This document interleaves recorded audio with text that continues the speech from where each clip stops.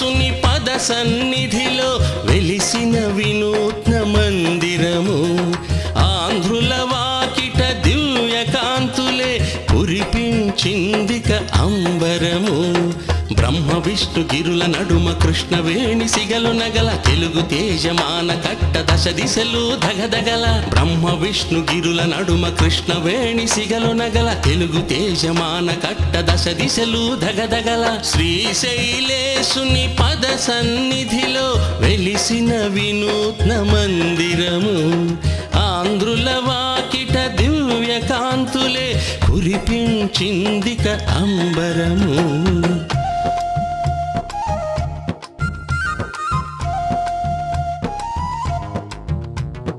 గలగల పరుగుల కాల్వలు మన పైరులు పసిడి పంట తులతూగే సిరి సంపద వరి రాసులు మన ఎంట గలగల పరుగుల కాల్వలు మన పైరులు పసిడి పంట తులతూగే సిరి సంపద వరి రాసులు మన ఎంట తెలుగువారి శక్తియుక్తులకు ఇది ఒక అభివ్యక్తి తెలుగువారి శక్తియుక్తులకు ఇది ఒక అభివ్యక్తి అలు పెరుగని శ్రమజీవం చాటింది తెలుగు కీర్తి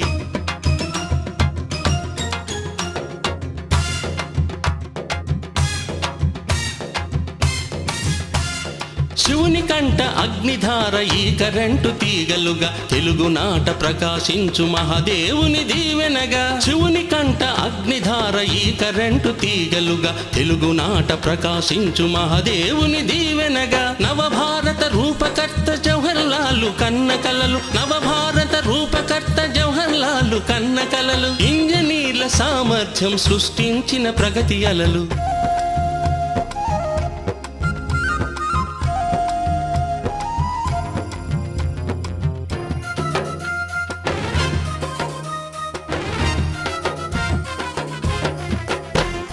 చెమటోర్చిన తెలుగువారి పట్టుదలకు ప్రతిరూపం కొండరాళ్లు పగులగొట్టి బండలనే పిండి చేసి చెమటోర్చిన తెలుగువారి పట్టుదలకు ప్రతిరూపం కొండరాళ్లు పగులగొట్టి బండలనే పిండి చేసి మన కండలు కరగబెట్టి నిలబెట్టిన జలరాశి నీలం సంజీవరెడ్డి సాగర్ డ్యాము నాటి ప్రజల కార్యదీక్ష నేడు మనకు ఆదర్శం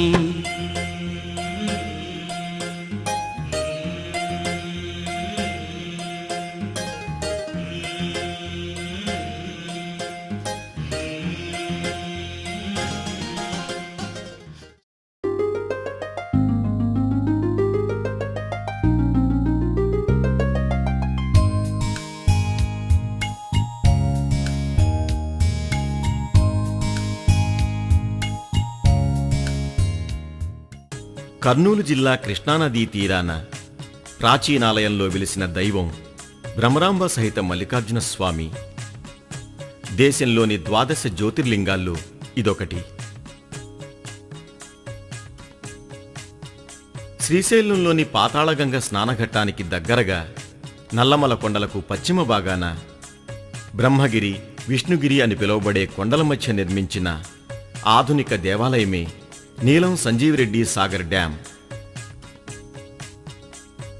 శ్రీశైలం హైడ్రో ఎలక్ట్రిక్ ప్రాజెక్టుకు అప్పటి ప్రధాని జవహర్లాల్ నెహ్రూ చేతుల మీదుగా 1963 జూలై 24వ తేదీన శంకుస్థాపన జరిగింది.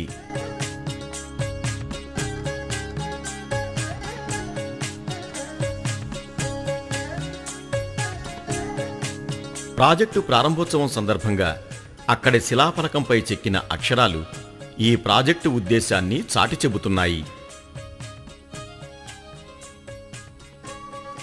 ప్రాచీన దేవాలయానికి దగ్గరగా నేడు ఒక బృహత్తర ఆధునిక దేవాలయం, ప్రజలకు నీటిపారుదల, విద్యుత్ సౌకర్యాలు కలిగించే దేవాలయం.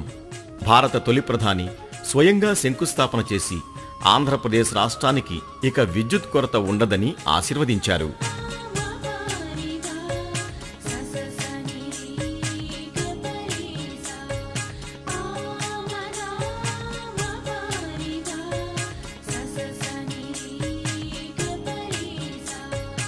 శంకుస్థాపన జరిగిన సందర్భంలో ప్రాజెక్టుకు అప్పటి chief engineer Shri G A Narasimha Rao project గురించి ఒక నివేదికను సమర్పించారు. ఆ నివేదికలో పేర్కొన్న విషయాలు నేడు పునశ్చరించుకోవలసిన అవసరం ఎంతైనా ఉంది.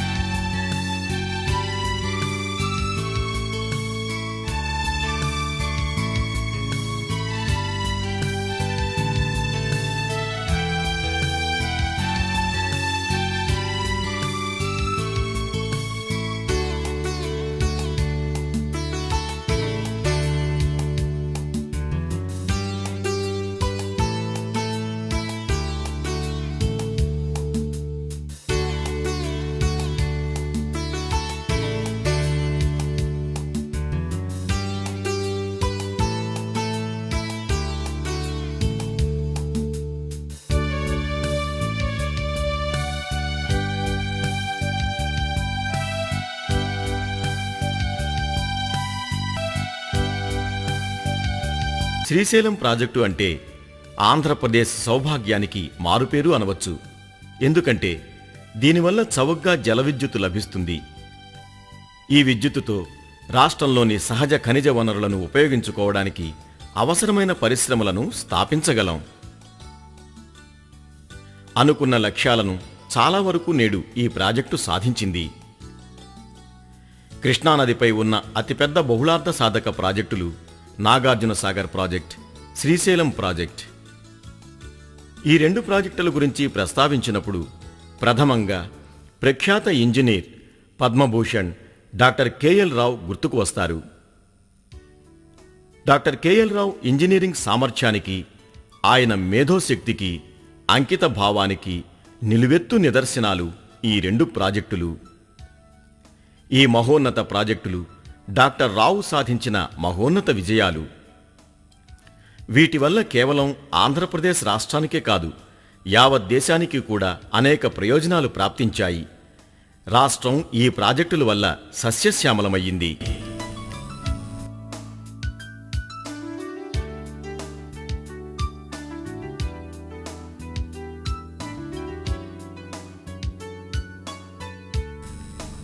కర్ణాటక రాష్ట్రంలోని పశ్చిమ కనుమల్లో మహాబలేశ్వర్ వద్ద జన్మించిన కృష్ణానది దక్షిణ భారతదేశంలోని రెండవ అతిపెద్ద నది.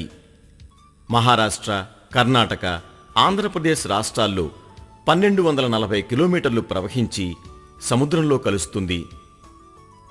మహబూబ్ నగర్ జిల్లాలో ఈ నది ఆంధ్రప్రదేశ్లో ప్రవేశించి రాష్ట్రంలో మొత్తం 720 కిలోమీటర్లు ప్రవహిస్తుంది. పశ్చిమ కనుమల్లో కృష్ణానది జన్మించిన మహాబలేశ్వరం నుంచి నదీ ప్రవాహానికి దిగువన 869 కిలోమీటర్ల దూరంలో శ్రీశైలం ప్రాజెక్టు ఉంది.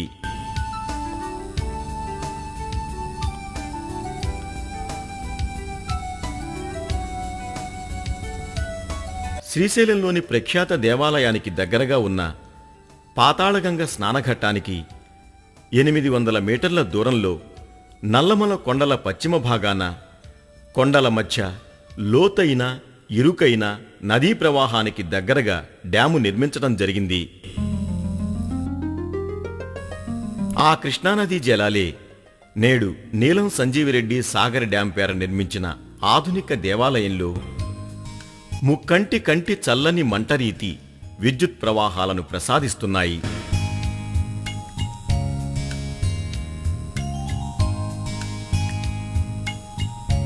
కృష్ణానదీ జలాలతో కృష్ణానదీ జలాల సమీకృతాభివృద్ధి కొరకు నిర్మించిన బహుళార్థ సాధక ప్రాజెక్టుల్లో ప్రముఖమైనది శ్రీశైలం ప్రాజెక్ట్.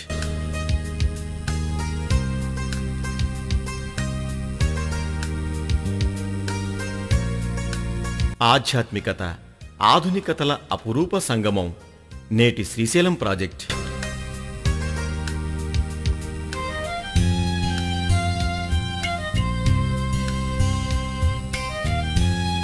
గ్యాప్ ప్రదేశంలో ఉధృతి తీవ్రతను దృష్టిలో ఉంచుకొని దాన్ని తట్టుకునేలా 5 నుంచి 15 టన్నుల శిలలను నిర్మాణానికి ఉపయోగించారు.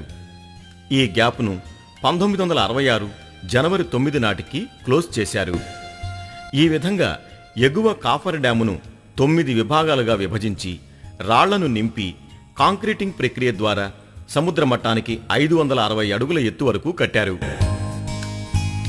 డ్యాము ఫౌండేషన్ వేయటానికి అనుగుణంగా తయారు చేయటం, అందుకుగాను ఋతుపవనాలు లేని కాలంలో అంటే నవంబర్ నుంచి మే వరకు 195 రోజులు లభిస్తాయి.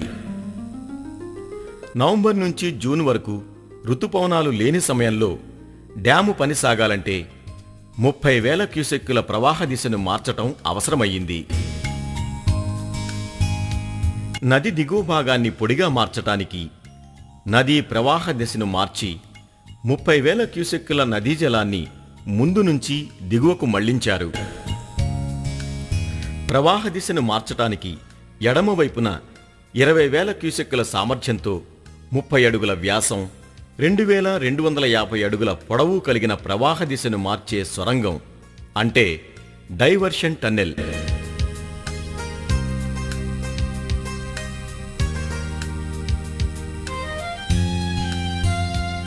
కుడివైపున 2450 అడుగుల పొడవు, 50 అడుగుల వెడల్పు కలిగిన 10,000 క్యూసెక్కుల సామర్థ్యం ఉన్న కాలువ అంటే డైవర్షన్ ఛానల్ తవ్వారు. స్వరంగం గుండా 20,000 క్యూసెక్కుల నీరు, ఛానల్ ద్వారా 10,000 క్యూసెక్కుల నీరు, మొత్తం 30,000 క్యూసెక్కుల నీరు అనుకున్న విధంగా మళ్లించగలిగారు.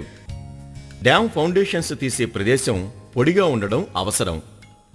అప్పుడే తవ్వకం పనులు జరుగుతాయి.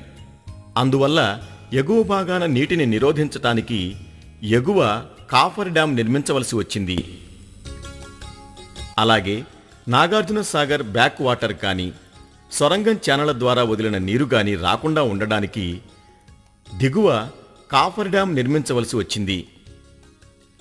ఈ విధంగా 2 పాక్షికంగా శాశ్వత స్థాయి ఉన్న కాంక్రీట్ కాఫర్ డ్యాములు, ఇందులో ఒకటి ప్రవాహానికి ఎగువన, రెండవది ప్రవాహానికి దిగువన ఉండేలా ఏర్పాటు చేశారు.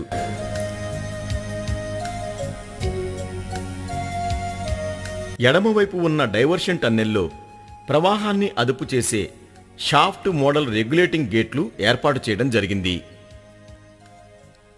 ఈ సొరంగం నిర్మాణానికి ముందు అనేక నమూనాలను పరిశీలించి సామర్థ్యాన్ని లెక్కించి నిర్ణయం తీసుకున్నారు.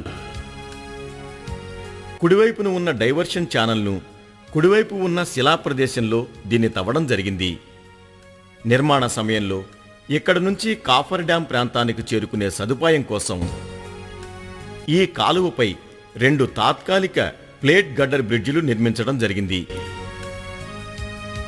1964 మార్చి 12వ తేదీన ఈ కాలువ తవ్వకం ప్రారంభించి 1965 డిసెంబర్ 31 నాటికి ముగించారు. 1964లో అనేక నమూనాలు పరిశీలించిన తర్వాత ప్రధాన ఆనకట్టకు ఎగువన ఒకటి, దిగువన ఒకటి, మొత్తం 2 కాఫర్ డ్యాములను నిర్మించాలని నిర్ణయించారు. 2 తాత్కాలిక కాఫర్ డ్యాములు నిర్మించిన తర్వాత వాటి మధ్యన ఉన్న నదీ జలాన్ని ఖాళీ చేసిన తర్వాత శాశ్వత కాంక్రీట్ డ్యాముల నిర్మాణం చేపట్టారు.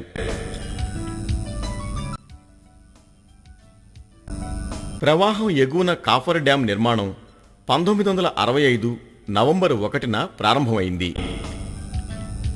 డ్యాం నిర్మాణంతో పాటు అక్కడ వాటర్ లెవెల్ పెరిగి గ్యాప్ ప్రదేశం నుంచి ప్రవాహ ఉధృతి తీవ్రమయ్యింది.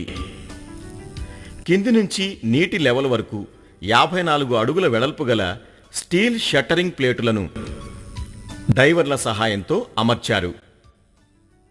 డౌన్ స్ట్రీమ్ కాఫర్ డ్యాములో 6 అడుగుల 6 అంగుళాల వ్యాసం కలిగిన స్టీలు సిలిండర్లను ఉపయోగించారు. 2 సిలిండర్ల మధ్య 2 అడుగుల ఖాళీ ఉంచారు. ఈ ఖాళీలో ఇసుక బస్తాలు నింపారు. సిలిండర్లలో రబుల్, కోల్ గ్రౌట్ రాళ్లు నింపారు. 55 అడుగుల పొడవు, 10 టన్నుల బరువు కలిగిన సిలిండర్లను అమర్చటం కష్టసాధ్యమే అయ్యింది.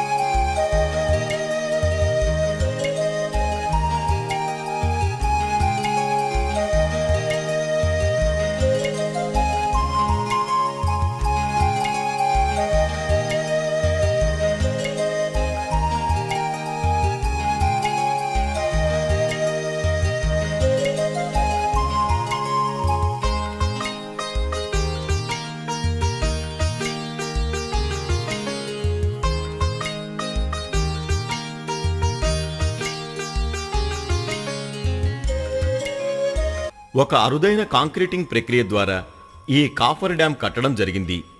సిమెంటు ఇసుకల మిశ్రమాన్ని 1500 ఆర్పిఎం వద్ద కలిపి తీవ్రమైన ఒత్తిడితో పంపి ఖాళీలను నింపడం జరిగింది. తీవ్రమైన వేగంతో ఒత్తిడితో రూపొందించిన ఈ మిశ్రమం ఖాళీ స్థలాల్లో నుంచి నీరు బయటకు రావడాన్ని బలంగా అడ్డుకుంది.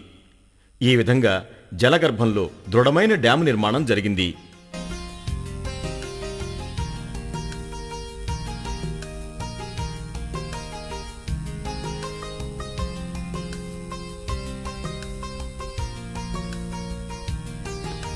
గ్రౌట్ పైపులను వివిధ ప్రాంతాల్లో అమర్చి రబుల్ వేసిన తర్వాత ఈ స్టీలు ప్లేట్లు అమర్చడం జరిగింది.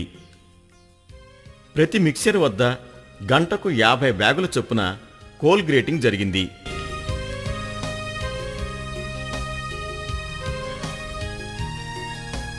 ఈ నిర్మాణం బ్లాకులు పూర్తయిన తర్వాత డిజైన్ ప్రకారం 560 పైచిలుకు అడుగుల ఎత్తు వరకు కాఫర్ డ్యాం కాంక్రీట్ నిర్మాణం ప్రారంభమైంది. చివరకు 577 అడుగులకు పైబడి ఈ డ్యాం నిర్మించబడింది.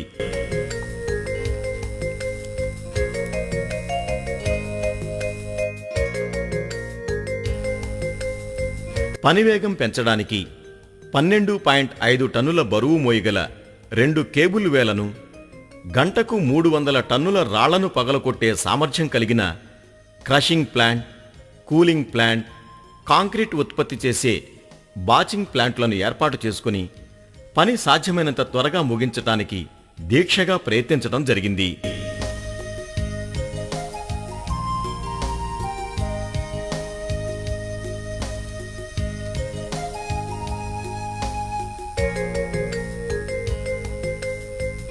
అత్యంత దీక్షతో లక్ష్య సాధనే ధ్యేయంగా అహర్నిశలు పనిచేసి ఈ డ్యామును ఒక ఆధునిక దేవాలయంగా తీర్చిదిద్దారు. వారి కార్యదీక్ష, నిరంతర శ్రమల ప్రతిరూపమే ఈ ప్రాజెక్టు. ఈ ప్రాజెక్టు నిర్మాణంలో పనితనాన్ని, నాణ్యతను దేశంలోని వివిధ ప్రదేశాల నుంచి వచ్చిన ఇంజనీర్లు నేటికీ మెచ్చుకోవటం నిర్మాణంలో పాల్గొన్న వారి కార్యదీక్షకు నిదర్శనం. ఆ దీక్ష, పట్టుదల ఈ తరానికి స్ఫూర్తి కావాలి.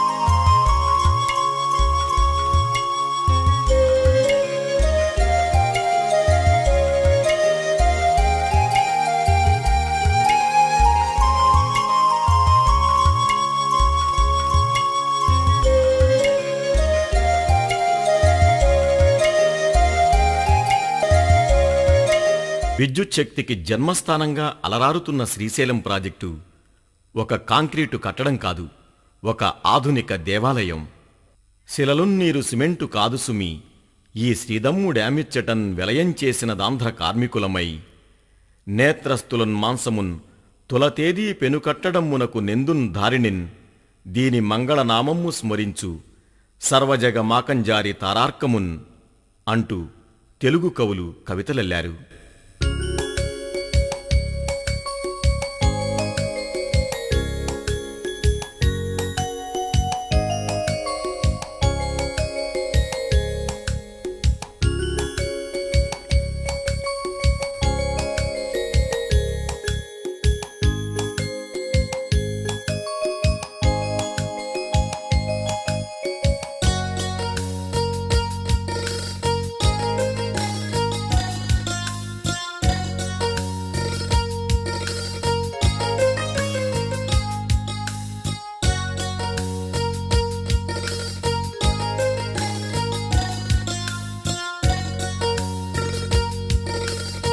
ప్రవాహం దిగున కాఫర్ డ్యాం నిర్మాణం 1965 అక్టోబర్ 22న ప్రారంభమైంది.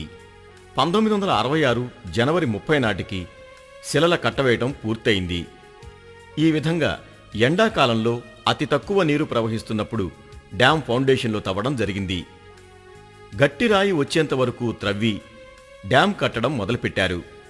ఫౌండేషన్ రాకును మరింత దృఢంగా రూపొందించడానికి కన్సాలిడేషన్ గ్రౌటింగ్ పద్ధతి అవలంబించారు.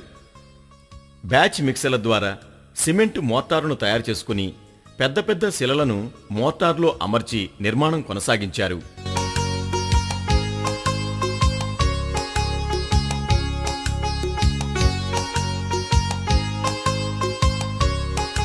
ఈ శిలలను జవాళీలు అనబడే కూలీలు గొలుసులతో కర్రలకు కట్టుకుని వచ్చేవారు.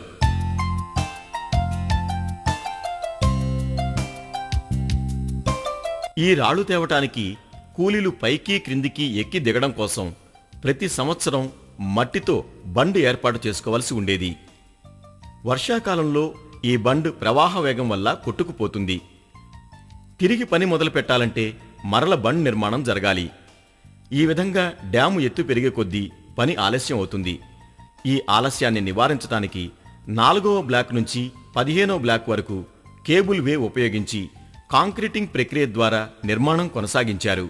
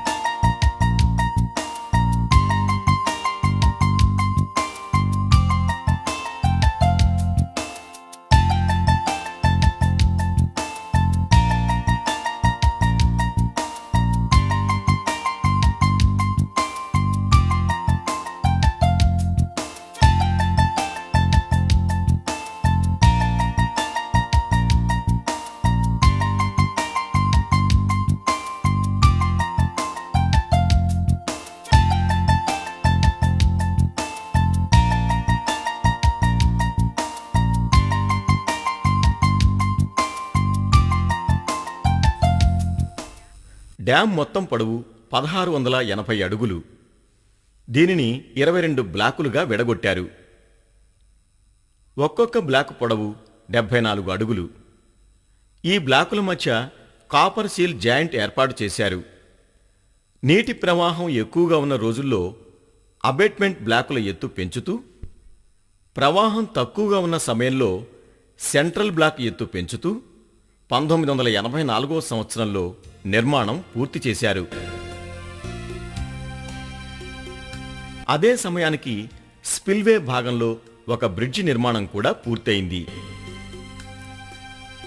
శ్రీశైలం డ్యాం కుడిగట్టున మొదటి పవర్ హౌస్ నిర్మాణం జరిగింది. దీనిపైన అంటే 904 అడుగుల ఎత్తులో ఒక ఆర్సీసీ బ్రిడ్జ్ నిర్మాణం కూడా జరిగింది.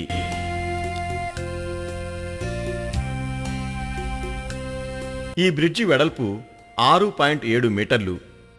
ఎమర్జెన్సీ గేటు గ్రూప్స్ వద్ద గేట్ల నిర్వహణకు గాను అప్స్ట్రీమ్ మిడిల్ బీముల మధ్యలో రిమూవబుల్ స్లాబులను ఏర్పాటు చేయడం జరిగింది.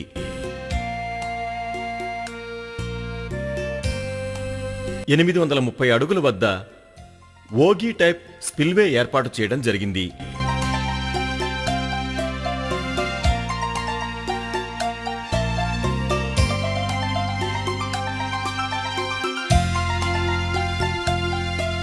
స్పిల్వే బ్రిడ్జి పైన, డ్యాం పైన భారీ వాహనాలను భద్రత దృష్ట్యా అనుమతించటం లేదు. శ్రీశైలం కుడిగట్టున మొదటి పవర్ హౌస్ నిర్మాణం జరిగింది. పెన్స్టాక్ టన్నెల్ నిర్మాణం సగం వరకు 45 డిగ్రీల కోణంలో ఉంటుంది. ఆ తర్వాత సమతలమవుతుంది. ఆ కోణం ఉన్న ప్రదేశంలో నీటి ఒత్తిడి అధికంగా ఉంటుంది. కాబట్టి అక్కడ కాంక్రీట్ వాడితే దెబ్బతినే అవకాశాలున్నాయి. అందువల్ల స్టీల్ ప్లేటులు ఉపయోగించారు.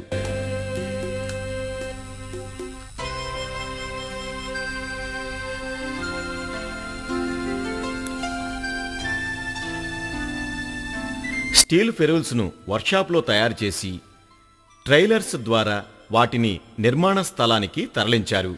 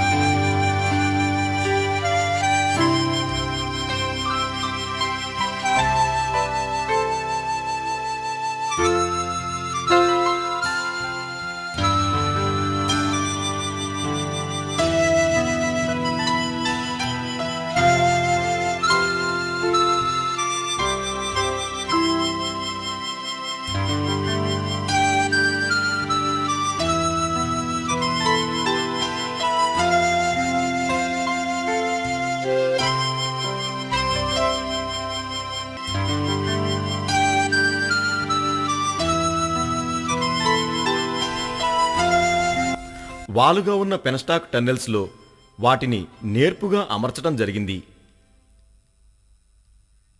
సొరంగం లోపల ఈ ఫెరూల్స్ను రింగులతో ఒకదానినొకటి కలిపి ప్రత్యేకమైన పద్ధతిలో వెల్డింగ్ చేసి నాణ్యతను పరీక్షించి బిగించటం జరిగింది. పవర్ టన్నెల్ సొరంగం ద్వారా 20 అడుగుల వ్యాసం కలిగిన 7 పెన్స్టాక్ సొరంగాలకు నీరు సరఫరా అవుతుంది. ఈ సొరంగాలు పవర్ హౌస్లోని 7 యూనిట్లకు వెళతాయి. విద్యుత్ కేంద్రంలో ఉత్పత్తి అయిన 11 కిలోవాట్ల విద్యుత్తును 220 కిలోవాట్లుగా అక్కడే స్టెపప్ చేసి హైటెన్షన్ లైన్ల ద్వారా గ్రిడ్కు అనుసంధానం చేస్తారు. దీనికి గాను స్విచ్ యార్డ్ నిర్మాణం కూడా జరిగింది.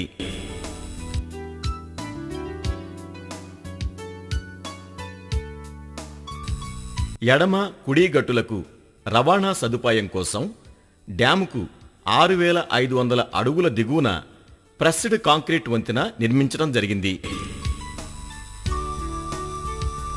ఈ వంతెన పొడవు 1740 అడుగులు.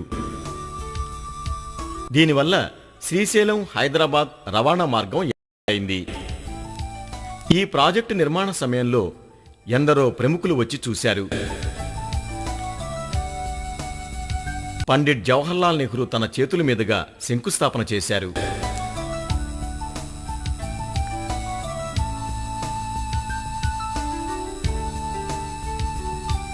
ప్రాజెక్టు నిర్మాణానికి సూత్రధారులు కెఎల్ రావు గారు, నీలం సంజీవిరెడ్డి గారు.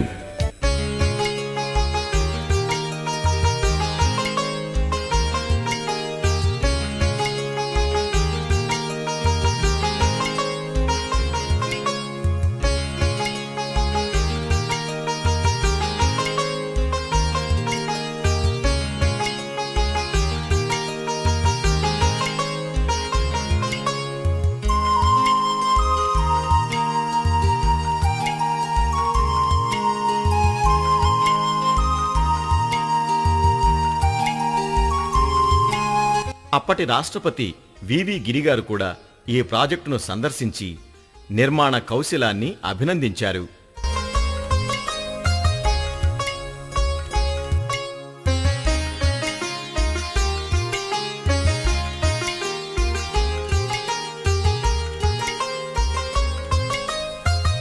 రాష్ట్ర ముఖ్యమంత్రులుగా పనిచేసిన కాసు బ్రహ్మానందరెడ్డి,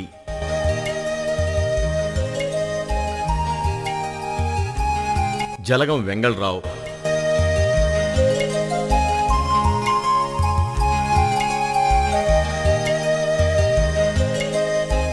డాక్టర్ మర్రి చెన్నారెడ్డి ఈ ప్రాజెక్టును సందర్శించి ఈ ఆధునిక దేవాలయం శోభా వైభవాలకు ముగ్ధులయ్యారు.